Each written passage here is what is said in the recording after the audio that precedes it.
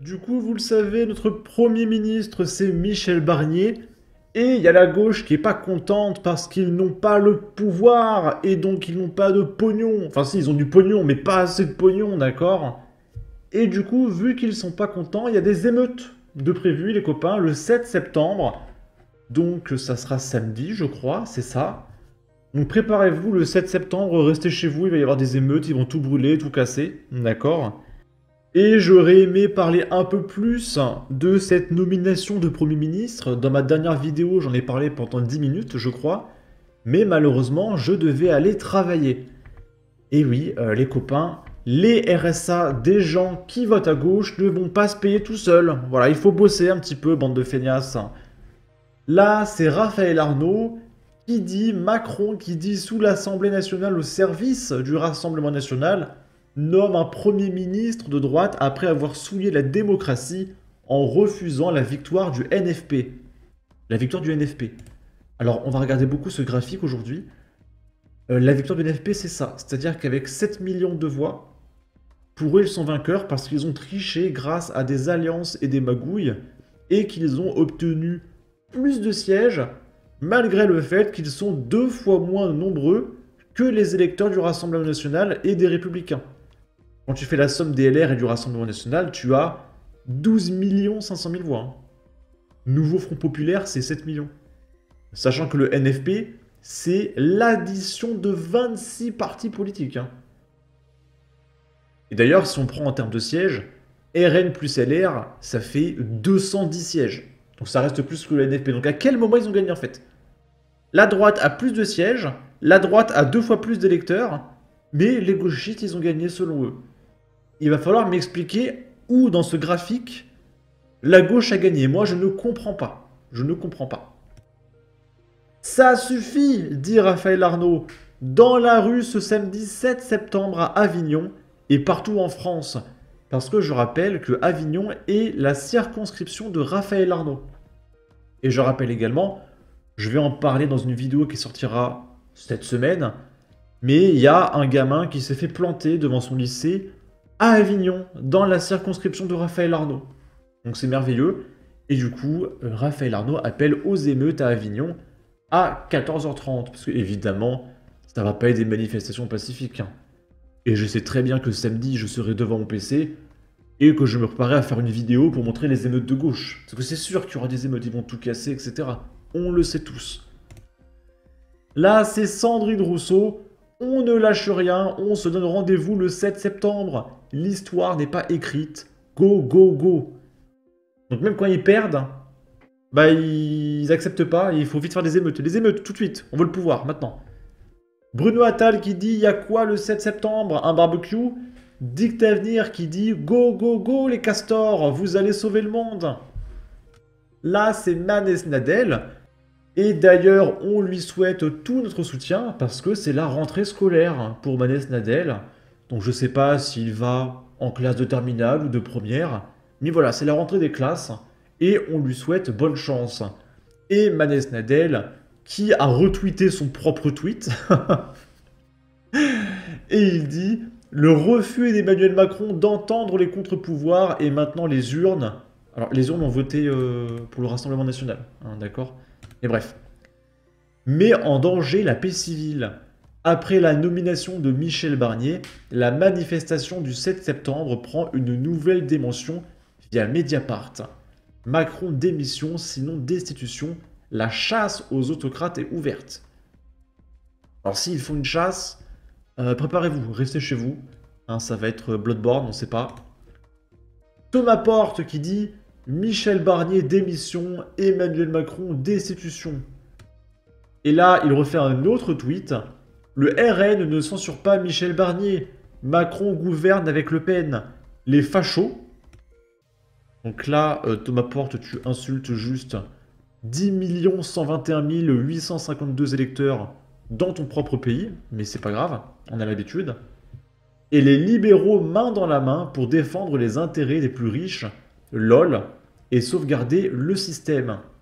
Je rappelle que Lucie Castet, on a vu récemment que pour sa candidature en tant que Première ministre, elle a accepté une enveloppe C'est pas 60 000 euros par mois, je crois? 60 000 euros par mois.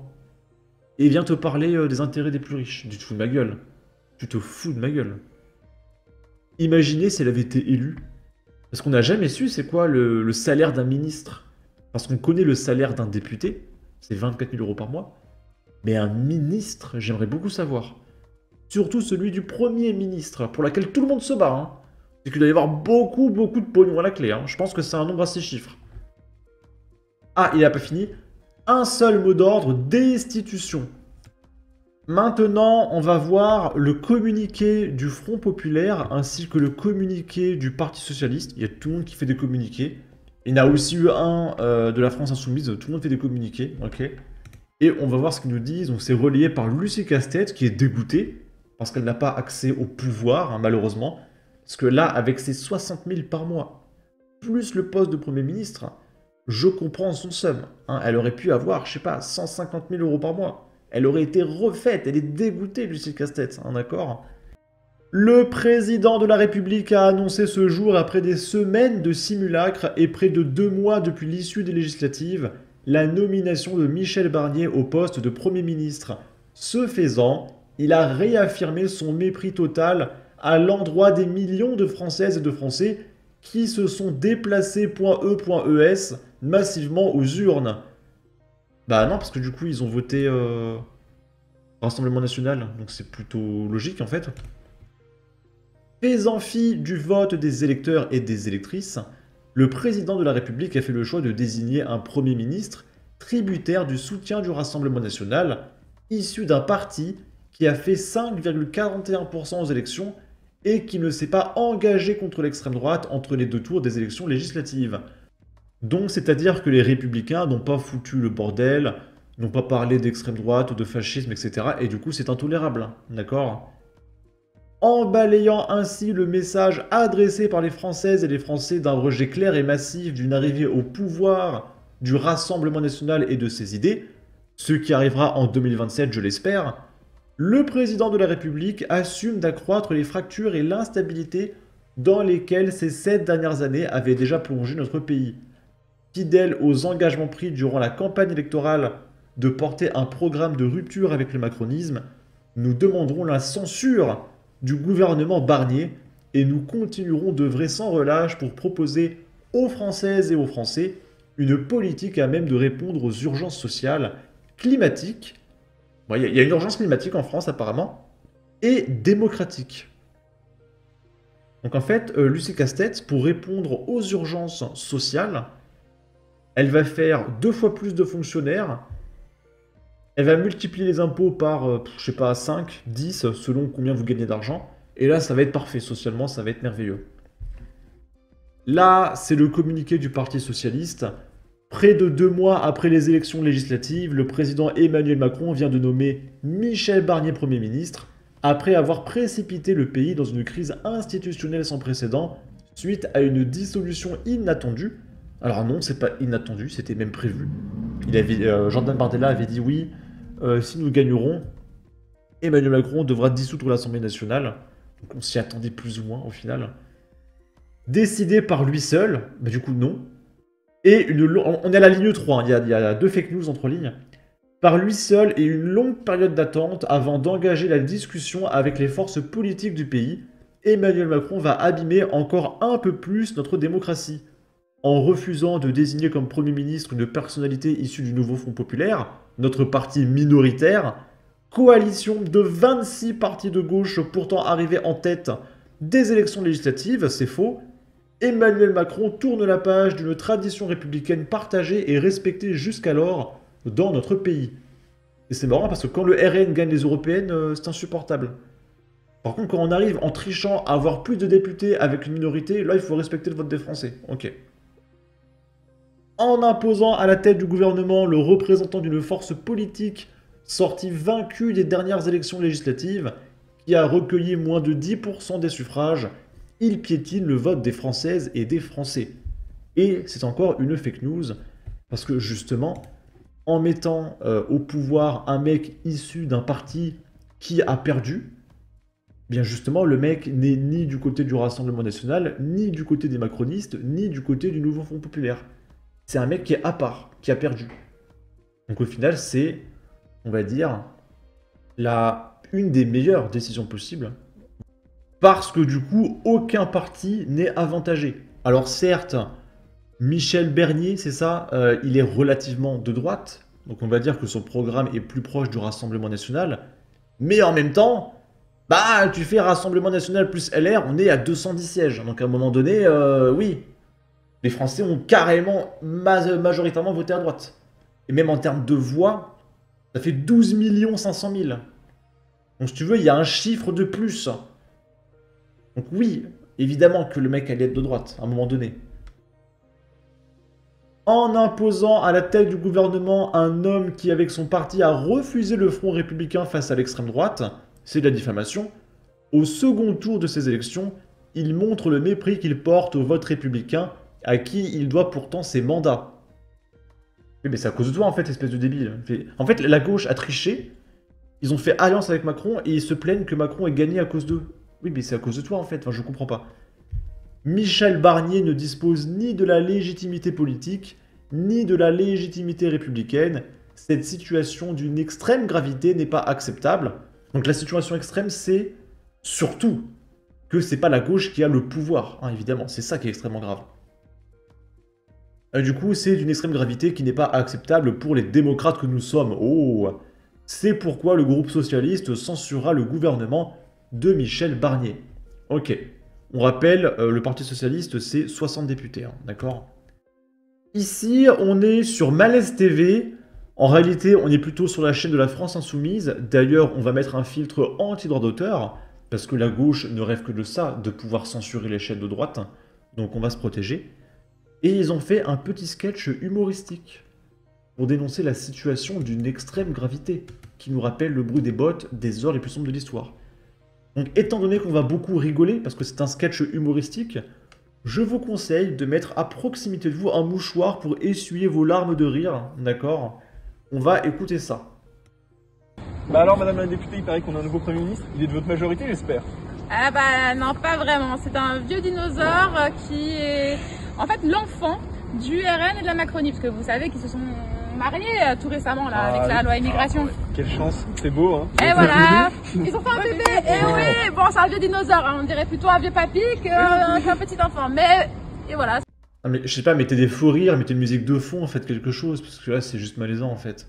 C'est comme malgré tout l'enfant du RN et de la Macronie, c'est un homme obsédé par la question migratoire, un homme voilà, avec des idées racistes, réactionnaires. Alors les idées en question racistes et réactionnaires, c'est de dire que les gens qui égorgent des bébés en pleine rue, il faudrait peut-être, éventuellement, les expulser du pays plutôt que de les mettre en prison financée par nos impôts, voire de les relâcher directement. Voilà. Un homme qui aime l'autoritarisme. C'est bien, c'est une belle réponse au vote des électeurs de cette dissolution. Ah ouais, Ouais, bah en effet, parce que les électeurs ont majoritairement voté pour le Rassemblement National et la droite. Donc en effet, je vois pas la blague en fait. Votre enthousiasme. Ouais. Ouais. On a bien fait de voter, on a bien fait de le Front voter. Populaire qui avait gagné? Bah si, pourtant, mais bon. Non, ils ont pas gagné. 7 millions de voix. Ils ont pas gagné, hein.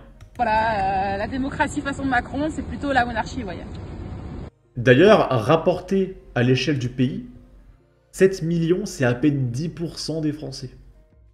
Donc ça veut dire que tu prends les 70 millions de Français, tu en as seulement 7 millions qui ont voté pour le nouveau Front Populaire. Donc calmez-vous, vraiment calmez-vous, hein. Et donc on fait quoi? On fait quoi? Eh ben on se mobilise toujours, on va dans la rue, on se donne rendez-vous samedi 7 septembre à 14 h, place de la Bastille. Et dans les préfectures et autres rendez-vous en province. Tout à fait, parce que tout ne se passe pas qu'à Paris. Alors préparez-vous, venez avec vos cocktails Molotov, on va s'amuser, on va faire des pique-niques, etc. Ok. Et ça, c'est la vidéo que je vous ai montrée hier, mais il y a un mec qui l'a un petit peu modifié, donc je vous propose de la regarder une deuxième fois, mais avec cette modification. Le président vient de décider de nier officiellement le résultat des élections législatives qu'il avait lui-même convoquées. Ce n'est pas le nouveau Front Populaire qui est arrivé en tête de l'élection, qui aura, le Premier ministre, et la responsabilité de se présenter devant les députés. Ce sera un membre, parmi d'autres, d'un parti qui a été le dernier à l'élection législative, qui a fait le plus petit score et qui a fait l'un des plus petits nombres de députés pour finir présent à l'Assemblée nationale. L'élection a donc été volée au peuple français. Le message a été nié. Et maintenant, nous découvrons un Premier ministre qui est nommé avec la permission et peut-être sur la suggestion du Rassemblement national, alors que le deuxième tour de l'élection législative avait été tout entier concentré à faire échec à ce Rassemblement national. C'est la personnalité la plus proche de ces positions qui est désignée. Quasiment un gouvernement de M. Macron et de Mme Le Pen. J'en appelle... Je suis désolé, mais c'est trop bien fait, hein. Je me retiens de rire depuis tout à l'heure. Mais... si seulement on pouvait avoir ce genre de montage, mais à chaque fois, ça serait génial avec tous les députés, ça serait fantastique.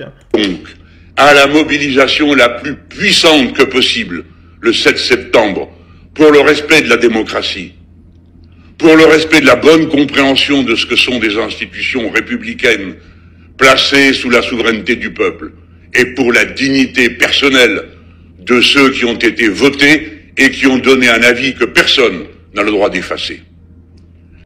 Mais c'est dingue ce que l'IA est capable de faire aujourd'hui, hein. C'est terrifiant, ça avance très vite. À celui-là qui a fait la petite modification, félicitations.